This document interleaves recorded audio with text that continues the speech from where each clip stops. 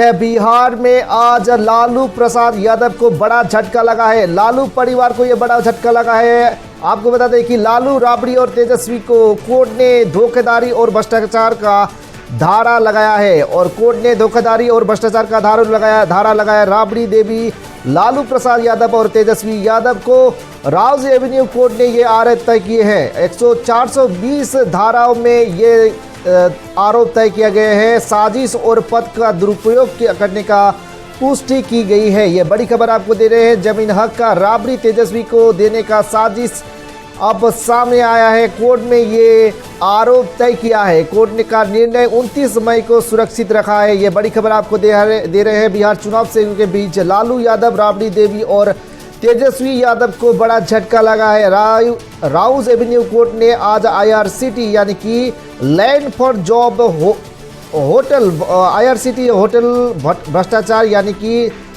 Land for job मामले में सुनवाई की है। कोर्ट ने पूर्व रेल मंत्री यानी लालू प्रसाद यादव और बिहार के पूर्व मुख्यमंत्री राबड़ी देवी, राजद के नेता तेजस्वी यादव के और अन्य के खिलाफ आरोप तय किए हैं। ये मामला रांची और पूरी स्थित 2 IRCTC होटल के टेंडर के कथित भ्रष्टाचार से संबंधित है। बीते 24 सितंबर को विशेष न्यायाधीश विशाल गोगने ने पूर्व रेल मंत्री लालू प्रसाद यादव, उनकी पत्नी और बिहार के पूर्व मुख्यमंत्री राबड़ी देवी और उनके बेटे पूर्व उप मुख्यमंत्री तेजस्वी यादव सहित अन्य आरोपियों को उक्त तारीख पर पेश होने का निर्देश दिया था। अदालत ने मामले में सभी पक्षों की दलीलें सुनने के बाद 29 मई को अपना निर्णय सुरक्षित रखा है। राउज एवेन्यू कोर्ट की विशेष CBI अदालत ने कहा है कि लालू यादव ने टेंडर प्रक्रिया में दखल दिया था। टेंडर प्रक्रिया में बड़ा बदलाव कराया गया था।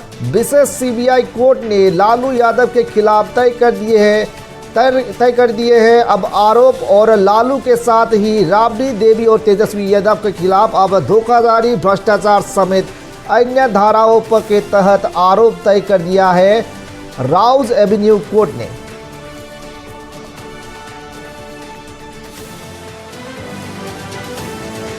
कॉमेडी बिहार से विश्वास देखा जाएगा। बिहार की जनता तय कर ली है और बिहार के तेजस्वी जी मुख्यमंत्री बनेंगे और नरेंद्र मोदी जी सफाया हो जाएगा। लालू जी ने कहा है कि हम लड़ाई लड़ेंगे। अभी लालू जी की लड़ाई तो हमेशा रहा गरीबों के लिए, लड़ाई तो लड़ते रहे हैं। अभी इस मामले में भी लड़ाई लड़ने की बात हो रही है। लड़ाई लड़ने के लिए तैयार है हमारा लालू परिवार और कोई कुछ नहीं होगा। हम न्यायपालिका विश्वास है, जो भी करे हम लोग न्याय पर विश्वास करते हैं और न्यायपालिका और ऊपर भगवान पर तेजस्वी जी को न्याय मिलेगा। कहा जा रहा है कि बिहार चुनाव में इससे बड़ा फर्क पड़ेगा। कोई फर्क नहीं पड़ेगा। बिहार में जनता जान गई है, कितना फर्क नहीं पड़ेगा। इस बार जितना भी कर लेना है बीजेपी को लोगों को और NDA के लोगों को कुछ नहीं करने वाला है। तेजस्वी जी मुख्यमंत्री बनेंगे। भ्रष्टाचार का मुद्दा बताया। भ्रष्टाचार का मुद्दा कुछ नहीं, जाके बीजेपी देखिए नीतीश जी के राज में भी जाके देखिए बिहार में क्या हो रहा है। लॉ एंड ऑर्डर खराब है, चारों तरफ भ्रष्टाचार है।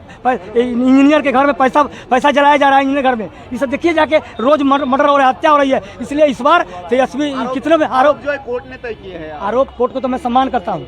कोर्ट न्यायपालिका पूरा विश्वास हमको है। न्यायपालिका जो करे हम तैयार है, लेकिन ये न्यायपालिका नहीं, मोदी जी सब कुछ कर रहे हैं। इसलिए मोदी जी जितना करना है कर ले। बिहार की जनता इस बार ठान लिया है कि इस बार तेजस्वी की सरकार। चुनाव में यही मुद्दा रहेगा। चुनाव में मुद्दा रहेगा। चुनाव में करप्शन का मुद्दा उनका NDA का है। रोज भ्रष्टाचार, रोज लूट हो रही है, तो करप्शन तो उनके पास में है। बीजेपी के जाके करप्शन देखे लोग कि ये क्या क्या कर रहा है। पूरे बिहार की जनता जान गई है कि अमरीकी के गहना दोबारा नहीं होना, सिर्फ तबाह कर रहा है। 4.5 लाख वर्कर पूरे बीजेपी का और 13 राज्य के मुख्यमंत्री और प्रधानमंत्री सब लगे हुए हैं कि एक बच्चा तेजस्वी के पीछे। इसलिए कुछ नहीं होगा। इस बार तेजस्वी जी 2/3 बहुमत से सरकार बने जा रही है।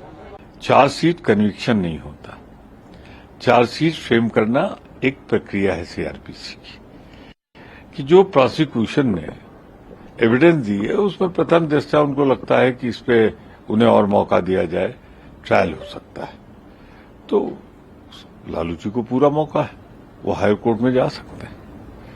मैं जहां तक समझता हूं कि पूरी चार्जशीट आ जाए, उसे पढ़ लेने के बाद ही उस पर कोई प्रतिक्रिया दी जा सकती।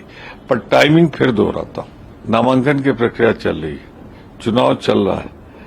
तेजस्वी यादव मुख्य विपक्षी दल के नेता विपक्ष, उन पे चार्जेस फ्रेम के लिए अक्टूबर की 13 तारीख चुनी गई है, जबकि प्रचार शुरू हो रहा है।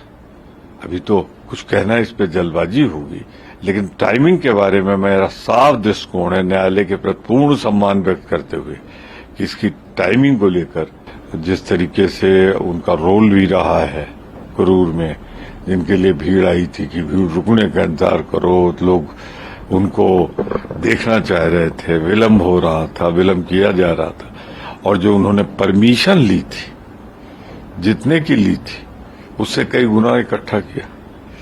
तो सुप्रीम कोर्ट ने ठीक निर्णय लिया है, और राज्य सरकार भी यही चाहती थी कि इनको जवाबदेही तो हो इनकी, तो उन्होंने एक जुडिशियल जज भी बैठा ली है, रिटायर्ड जज के अध्यक्षता में। उसका स्वागत ही हो।